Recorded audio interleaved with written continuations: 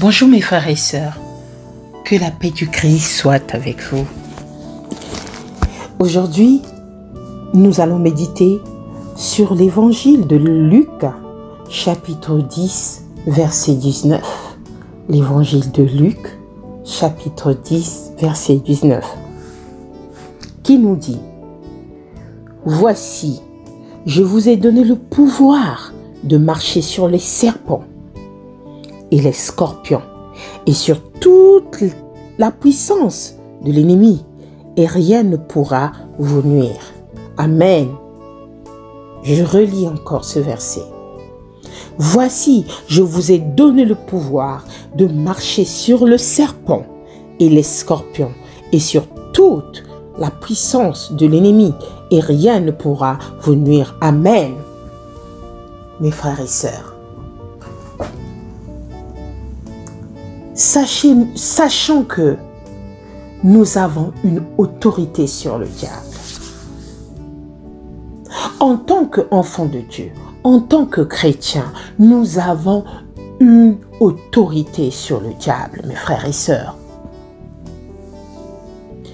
Il faut savoir, mes frères, mes sœurs, le diable est bien vivant sur la planète.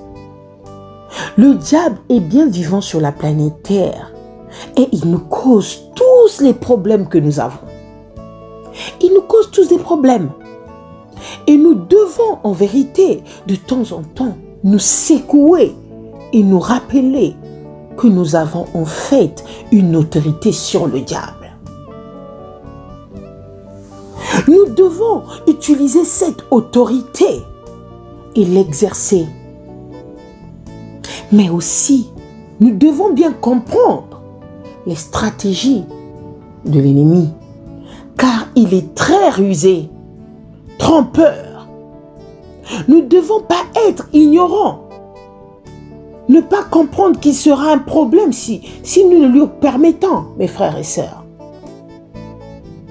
Sachez que tous nos problèmes reviennent du diable, mais n'oublions pas que nous avons l'autorité sur lui en tant qu'enfants de Dieu. Lisons le livre de 2 Corinthiens, chapitre 2, versets 10 à 11. 2 Corinthiens, chapitre 2, versets 10 à 11, nous dit: Or, à qui vous pardonnez, je pardonne aussi.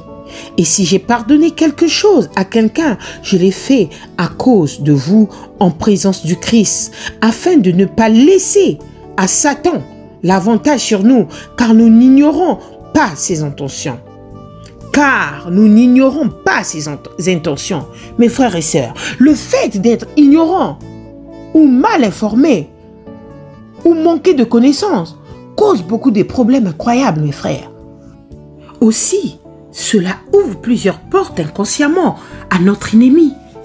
Et il pourra passer et ainsi apporter la destruction dans notre vie. Prenons l'exemple de la colère.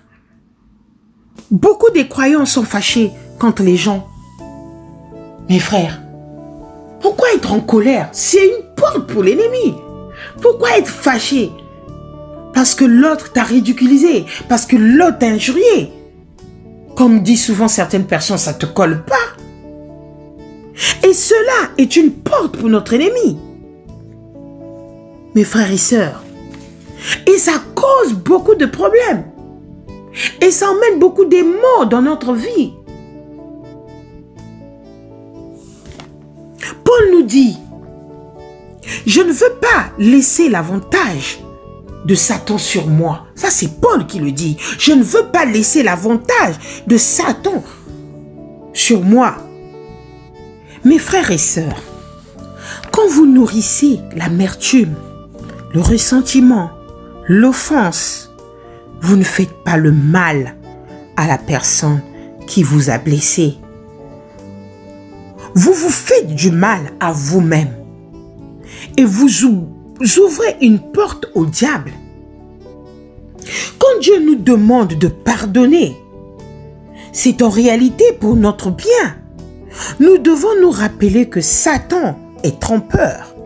Nous devons garder les portes fermées. Mes frères et sœurs, Satan est trompeur et nous devons garder les portes fermées. Lisons, mes frères et sœurs, 1 Pierre 5, verset 8, nous dit: soyez sobres, restez vigilants. Votre adversaire, le diable, rôde comme un lion rugissant, cherchant qui dévorer. Amen, mes frères. Satan rôde comme un lion rugissant.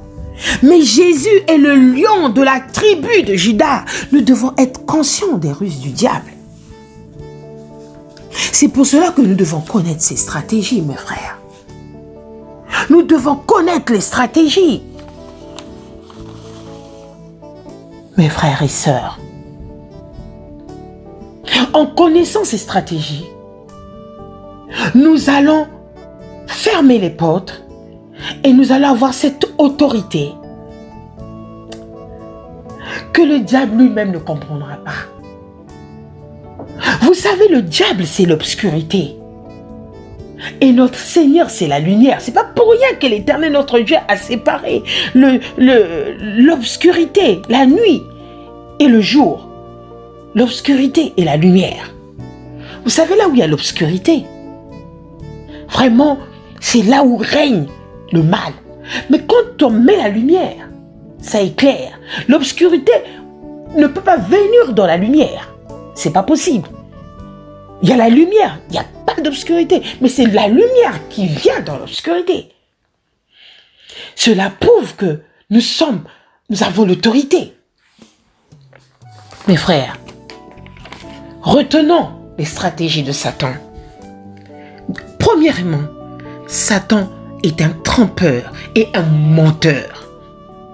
Satan est un trompeur et un menteur. Deuxièmement, il est le destructeur.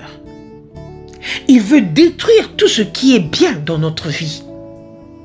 Troisièmement, il est aussi un dominateur et un manipulateur.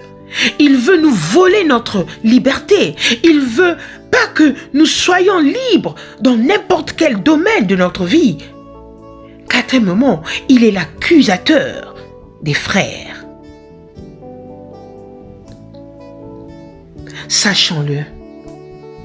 Quel que soit le nom dont on l'appelle, Lucifer, le diable, Satan, le malin, le trompeur, le destructeur, l'important que nous devons savoir qu'il vient pour un but et un seul but, de tuer, voler et détruire. C'est pour cela que nous devons lever dans la prière et prendre autorité. Nous devons nous lever dans la prière et prendre autorité, mes frères et sœurs. Pour terminer, retenons une chose. Le but de Satan est pour devenir de tuer, de voler et de détruire. Comme l'évangile de Jean nous le dit dans le verset 10, évangile Jean 10, verset 10, nous dit: le voleur ne vient que pour voler, égorger et détruire. Moi, je suis venu afin que le brebis ait la vie et qu'elle l'ait en abondance. Amen. Mes frères et sœurs, sachons-le, que notre Dieu créateur qui a envoyé son Fils unique, est venu pour que nous ayons une vie en abondance, une vie pleine de bonheur. Retenons une chose, que nous avons une autorité puissante contre le diable. Que Dieu nous bénisse. Amen.